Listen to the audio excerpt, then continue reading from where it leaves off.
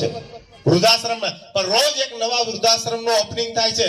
વૃદ્ધાશ્રમ આ સમાજ માટે આશીર્વાદ છે, પણ જે વૃદ્ધાશ્રમ અસ્તિત્વમાં ક્યારે આવે કે તમારા જન્મેલા, તમારી કુખે જણેલા સંતાનો તમને સાચવતા નથી, એટલે વૃદ્ધાશ્રમ અસ્તિત્વમાં આવે.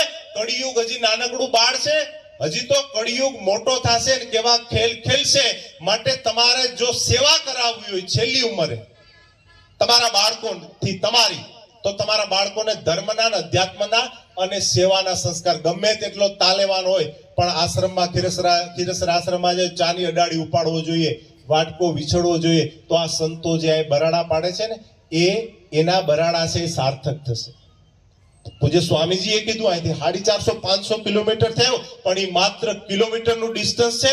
ભક્તિ સ્વામીને આજે પણ હું કહું છું, મારા ગુડ લિસ્ટમાં 10-12 સંતો, બાકી બધા સંતો વંદનીય છે, હું તો એની ચરણની રજ છું, પણ 10-12 જે સંતો છે કે જેને એક ફોન કરીએ તો જીવની પરવા કર્યા વિના દોડ્યા આવે.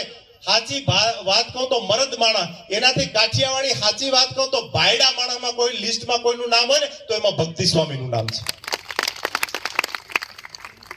એટલે આ 400-450-500 કિલોમીટર માત્ર કિલોમીટરનું ડિસ્ટન્સ છે. મારા હૃદયમાં એ બેઠેલો છે ને, એના હૃદયમાં હું બેઠેલો, એને હું પ્રેમથી નાનો ભાઈ કહું છું, ભક્તિ કહીને બોલાવું છું.